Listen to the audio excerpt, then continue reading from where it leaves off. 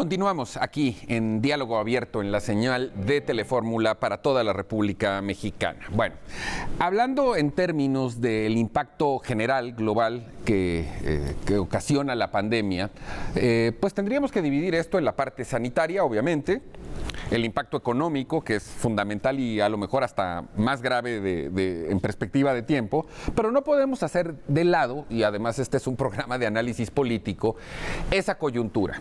Y esto viene a colación porque independientemente de la estrategia que el gobierno federal haya implementado para atender la emergencia, de la información que se da en las mañaneras, de la presencia ya, digamos, en calidad casi de precandidato a algo del doctor López-Gatell, el subsecretario de Salud, surge en el Inter, porque habría que decirlo, a lo mejor la oposición, los partidos habían estado un poco prudentes ante pues la importancia de atender la parte sanitaria. Surge de parte del presidente de la República ante las críticas del sector empresarial y de algunos sectores de la sociedad esta idea de adelantar la revocación de mandato. Recordemos que él originalmente la propuso para el año 21 y que la oposición en su conjunto la rechazó porque eso implicaba tener al presidente en la boleta y que pues evidentemente sus simpatizantes tuvieran una tendencia en favor de su partido, Morena. Esto se legisla y queda establecido para el 22. Y ahora el presidente nos dice que si, pues bueno, hay tanta gente que está inconforme con su mandato, con su forma de hacer las cosas, promete o ofrece el proceso legislativo, que obviamente no depende de él, para poner en la mesa otra vez el asunto de la revocación de mandato, que en términos reales sería otra vez volver a poner al presidente de la República en la boleta. Y hay que decirlo porque ya hay mediciones al respecto y de eso Pepe nos podrá hablar. Hoy se está calculando que si hubieran elecciones y no fueran presidenciales, me refiero a diputados, Morena obtendría alrededor del 20% de los sufragios, una reducción considerable de manera gigante a lo que obtuvieron en la elección pasada. Por eso probablemente el interés del presidente participar en la boleta, pero también hay quienes critican que cuando deberíamos de estar enfocados y concentrados en la pandemia, estemos discutiendo temas de características políticas. Precisamente porque se trata de números y de encuestas, empiezo con Pepe Centeno. Gracias, Memo. Mira, varias cuestiones que es importante apuntar al respecto de esto. La encuesta última que sale publicada en un periódico, que es una encuesta de una firma que además yo respeto mucho, de Alejandro Moreno, me parece que lo que nos dice es que primero el electorado mexicano se ha quedado sin opción, porque si bien ha caído dramáticamente la intención de voto a favor de Morena, tampoco ha crecido la oposición a Morena, es decir, estos ciudadanos se han ido al no sabe o al no voy a votar, es decir, es una democracia en este momento sin alternativa. La segunda cuestión es que el debilitamiento del partido del presidente y en general de la imagen y de la confianza ciudadana en el propio presidente de la República lo ha hecho a él regresar a un discurso exclusivamente político y ha dejado de administrar la crisis sanitaria y de estar al frente del país en estos tiempos de dificultades. Más bien, él ha seguido una agenda de carácter político preelectoral. Primero, pidiendo que se adelanten los tiempos de su revocación de mandato. Claro, porque a él le conviene estar en la boleta, él es un político todoterreno y es extraordinariamente bueno dividiendo y contrastando contra la oposición, y ahí es donde él se siente cómodo. Y segundo, porque él salvaría de una buena vez, ¿no?, lo que sería una eventual revocación de mandato en el 2022, dado el panorama económico y social tan deteriorado que se puede anticipar para el país. Y él calcula que le va a alcanzar el dinero para mantener a flote la parte del barco en donde viven esos 22, 23 millones de personas que están inscritas en sus programas sociales, y con eso él salvaría una crisis política mayúscula. Y por otro lado, pues la oposición parece que no va a reaccionar de ese modo. Lo que yo te diría es que veo difícil que se cambie la Constitución y creo que si no se corrige dramáticamente la situación sanitaria, el presidente va a estar en problemas políticos rumbo a las elecciones intermedias. Sí, eso es lo que parece. Rodrigo Menéndez.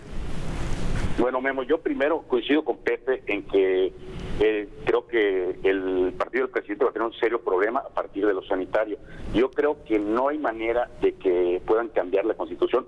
Ni siquiera debe ser tema ahorita.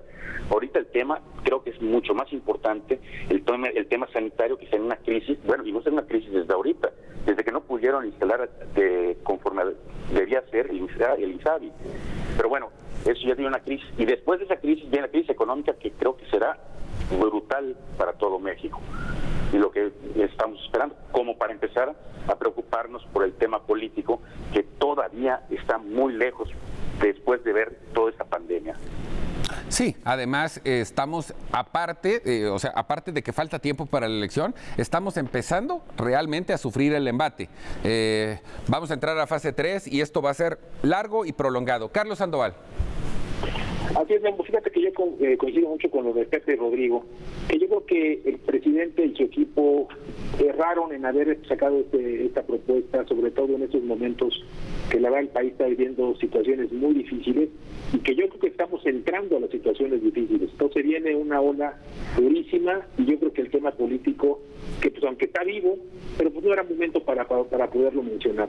Y yo sí creo que desde el inicio de la administración del presidente López Obrador, pues desafortunadamente la serie de medidas que ha ido tomando pues no le han dado demasiada fortaleza con sus partidarios, y yo siento que es una trayectoria que va en caída, no te diré que en caída libre, pero sí va en caída, y pues con esto pues se va un poco mucho más hacia la baja, ¿no? Entonces yo sí considero que estos temas políticos, y también engloba a los partidos políticos que no han hecho nada bueno en estos tiempos tan graves de emergencia, yo creo que no es momento para pues ni sacarlo a la discusión, y creo que más bien es un encristamiento con todos los órdenes del país, que la verdad estamos más bien tratando de resolver temas entre el empresariado, la industria, echar a andar este país, el tema de salud, que es el más importante.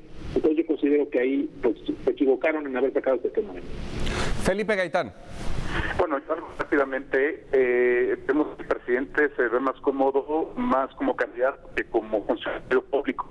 Y luego por lo siguiente, porque no ha podido resolver la crisis de la gestión de la pandemia, la crisis política al interior del Estado mexicano, porque se ha confrontado con gobernadores, con alcaldes, políticas públicas no saben el tema de las adquisiciones en problemáticas.